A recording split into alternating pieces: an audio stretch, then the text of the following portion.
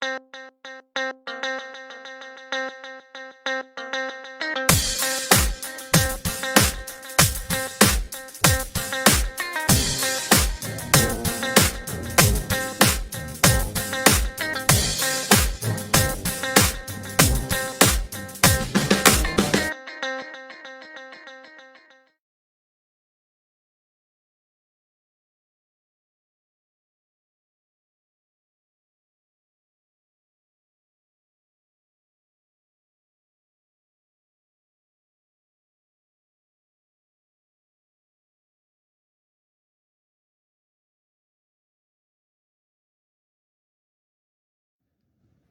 afternoon.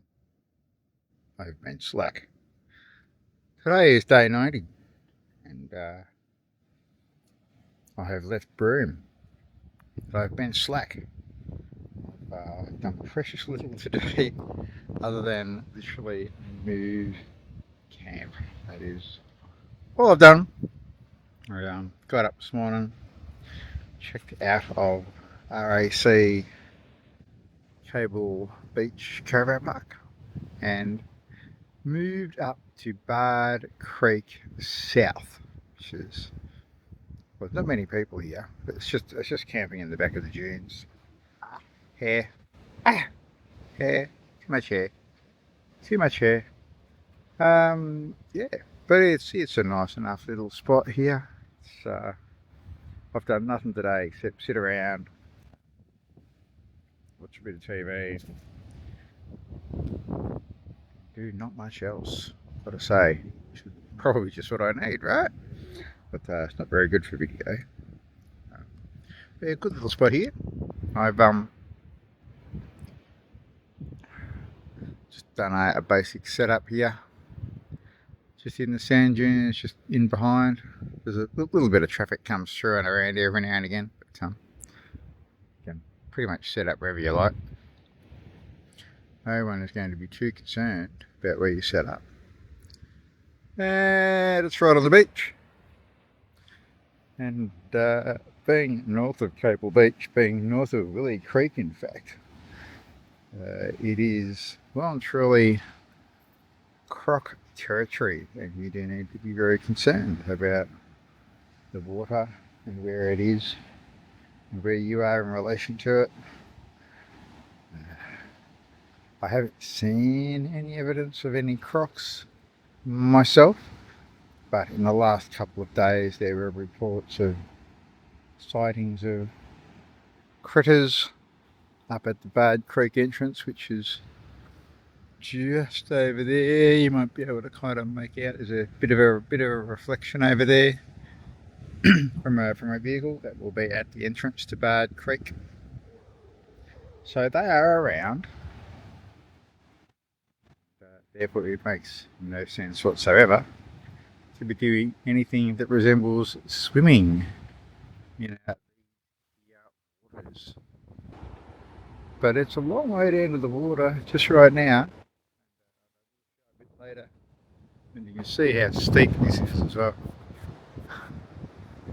There's plenty of height back up to where the car is up there.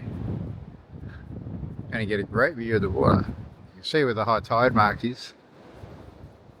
But it is steep, man. All the way down to where the water is now. Crazy to think the tides come up this far up here. And it's just a West Australian thing. Over here, you very much need to be aware of the tides.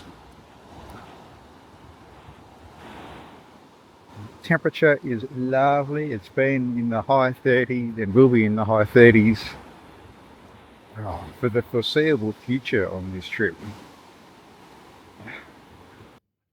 So anyway, I am stuck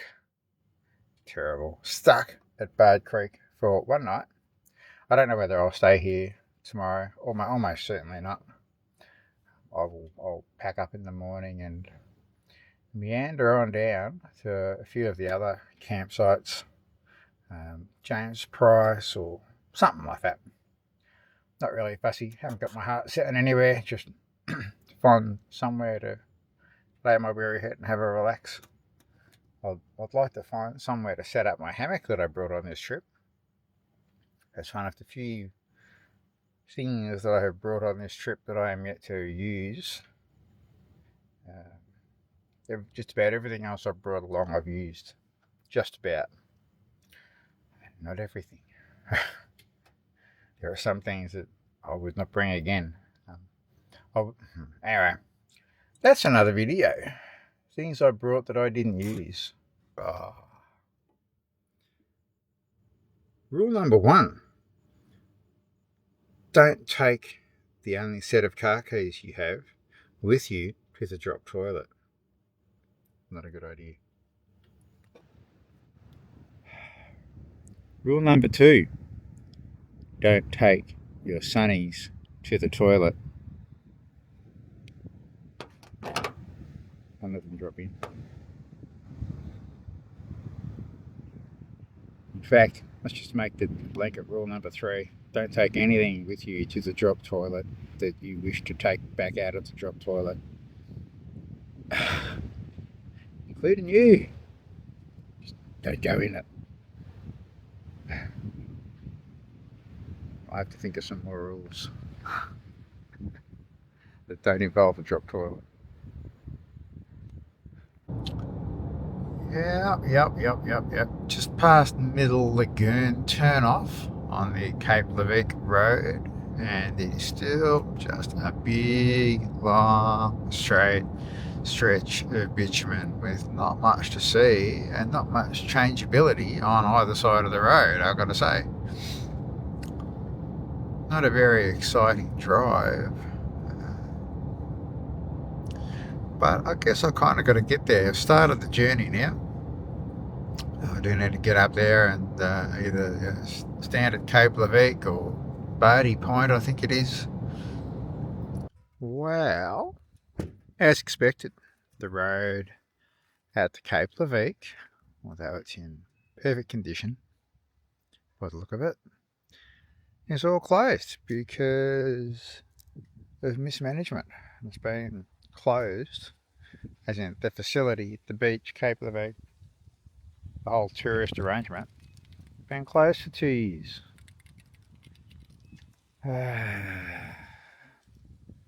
Bit of a sad thing, really. But, made it to Ardia Luna. This is Brown Rock Lookout. Everybody is here. I reckon that'll be the round rock. What do you reckon? That looks like it could be a round rock to you.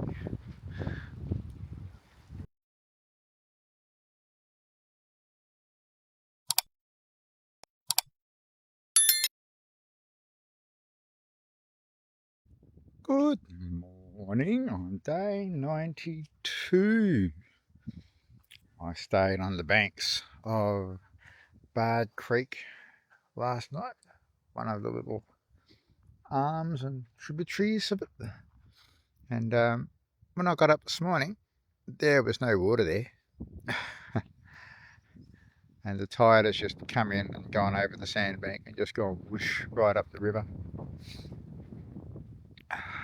But it's I don't know how high it gets up here, but it's not high tide yet. High tide not for another 3 hours. Yeah, really got to watch the tides around here. Yeah, nice enough little campsite last night. Just out of the way. Because I'd pumped up my tyres yesterday to get up to Cygnet Bay and beyond, I couldn't stomach letting the tyres down to get out onto the beach to spend another night out on the beach. As you can see, it promised to be windy, and it is windy. So,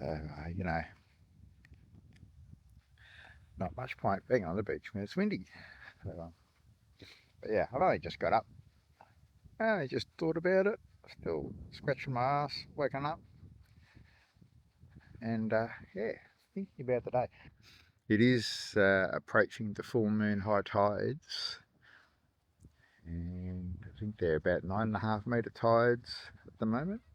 So Cable Beach is going to be very small, but on the bright side of that, our Coconut Wells should be just about flowing today. So I'm going to go and have a look at that. Uh, high tide is at 11, I think, and it's now 8. So I might just wander my way, have my breakfast, wander my way down to Coconut Wells, which is not far from here really, only probably half hour, and just watch that tide come in and maybe have that swim down that drift section of Coconut Wells that I have heard so much about. That's the theory. So we'll just go and have a look and see what that holds, which will probably mean I've got to let my tyres down again.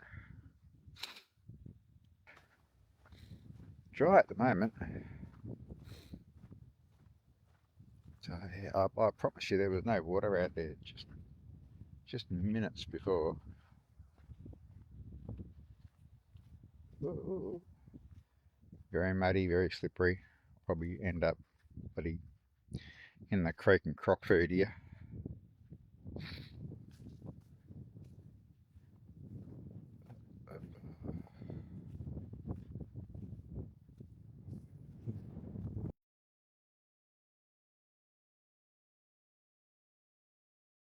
So I'm ready to hit the road, but I thought I'd just show you how far that creek has come up in the last 20 minutes. That is all it has been.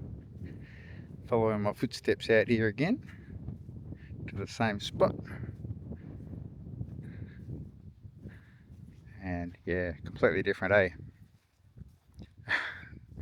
Completely different. And the water's now gone right up here. And we'll continue. And yeah, I dare say, given that it's got another 2 hours of high tide to go, where I'm standing will be underwater. I'm not planning on being here then. Alright, let's hit the road. Well, sand slash dirt slash clay slash limestone track.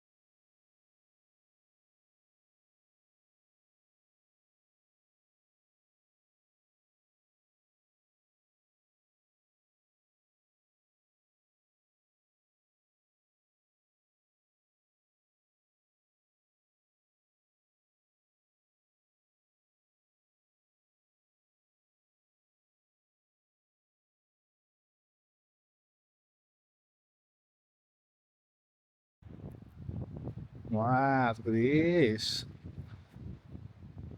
Bard Creek North, I guess you'd call it. Not sure you're supposed to camp here, but others have camped here and there are no signs. Therefore, you can camp here.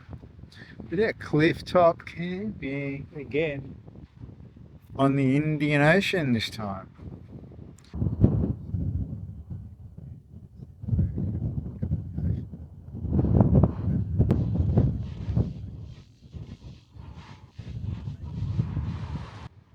So, Indian Ocean as far as the eye can see it. And the obligatory West Australian Namibia. And camped up on the cliff without a bugger around. And that's pretty darn rare on this stretch of coast. I've got to say, there's no one up that way. And despite the tracks, you can't really go much further that way. So today was a real surprise. Coconut Wells, when it is flowing, is unbelievable. So much so that I think I will probably go there again tomorrow. But it's pretty cool. It's pretty cool how the tide comes in and you can float down. Um, got to walk about a kilometre on sand to get to the mouth of the estuary, and then yeah, you jump in, and it's about, I don't know, knee deep, something like that, but enough to float, right? So you can sit in a noodle or a whatever, Milo, whatever you like. There was a guy there with a ginormous inflatable bin chicken today, which was about the most Aussie thing I have seen, floating down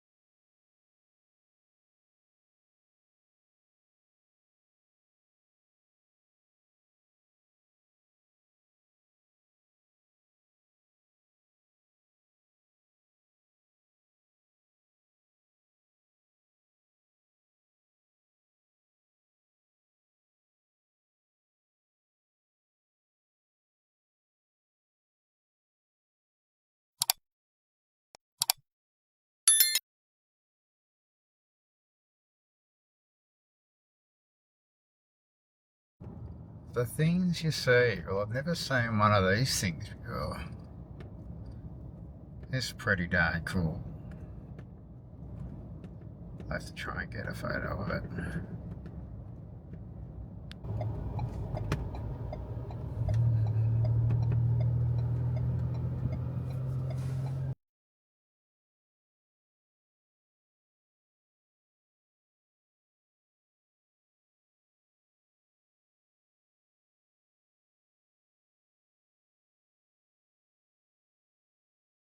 Today was a repeat pretty much of the day before. Got up, sleeping on my cliff-top campsite, how cool is that? And headed into Coconut Wells to video it, float down it and all that good stuff. And then after that I figured, well, I haven't got anything else to do for the day really at all. So I was heading back up to the cliff-top campsite, and I got there and I set up and I was all ready to just sort of hang around there for the afternoon and walk on the beach and all that stuff. And I got a message on the phone and it said, package has arrived in Broome. And I thought, oh, awesome. I'll be able to, that'll be in the parcel locker tomorrow. I'll be able to get it tomorrow. I'll spend tomorrow in the caravan park and do all my stuff. But then about 10 minutes after that, it said, it's in the parcel locker. I went, oh, cool. So this was about 3 o'clock, 3:30ish, something like that. So I quickly rang up RAC, and booked another night. My favourite site at the caravan park. So that's where I am tonight instead of being on cliff-top. And I am cooking. See, got the Thermomix going over there, and doing a batch of rice and doing another batch of lamb sar. Got all my spices. You say, look at this. He says I can't cook. Got all my spices here. Got everything I could ever possibly need to do the cook. And of course, now I have a dash cam. So obviously haven't unwrapped it yet, but it will be a very quick install. It's the exact same model. That's what I've already got. So it'll be a new body and spare parts, which is all good. I've got double of just about everything else in the truck, including 2 steps, so I can get up on a step to close the awning. Don't know why I brought 2, but I've got 2. So yeah, but I didn't have 2 dash cams because they're too bloody expensive. I didn't think it would die. I've had good luck with the Viofo dash cams over the years. I've had lots of them, not because they've broken, but because I've sold them with the cars they were in and bought the new improved version for the new car. But yeah, it's been through hell. You guys have seen what it's been through in the last 90 days, and that's about as long as it's been on the vehicle. I bought it a year ago, almost to the day, but it hasn't been in use. So I didn't get the car till God, when did I get it? September, something like that. Can't remember now. But whenever I got it, it took a while to put the dash cam in. It wasn't the first priority. So so I haven't really been in that long to fail. It's just been, it's had a hard life. So hopefully this next one will survive for the remainder of the trip. And when I get a chance, I'll send this broken one off, and they will ship me a replacement to Darwin or Cairns or wherever I happen to be. Worry about that later, but I'll have a backup. Should be good. So tomorrow, hopefully, if my cook up goes well and I can repack the car properly. I'm just not exhausted tonight from doing everything. So I am tired, really tired today. Haven't done much. I'm just exhausted. So yeah. But anyway, tomorrow definitely we'll be able to leave here bright and early and get to Derby and aiming for Minjana Gorge tomorrow, hopefully. Get back on the road. I'm feeling very much under the pump again now after having spent so long in Broome. I haven't looked how many nights I've spent in Broome, but it would be depressing. Said no one ever. I've spent too many nights in Broome. How terrible! Oh my goodness. But it's just the schedule, the ever pressing. Gotta move. Gotta go and do more stuff. Yeah, not a sitting one spot kind of guy, as you might have seen. So yeah, but that's tomorrow's job. That's today's story. Not a lot to it. Just more video of coconut wells, and catching up with some people down there that I had seen previously, and that's what I said today. So all's good. And that's about it. So hopefully next time you see me, we'll be on the road to Derby. See ya.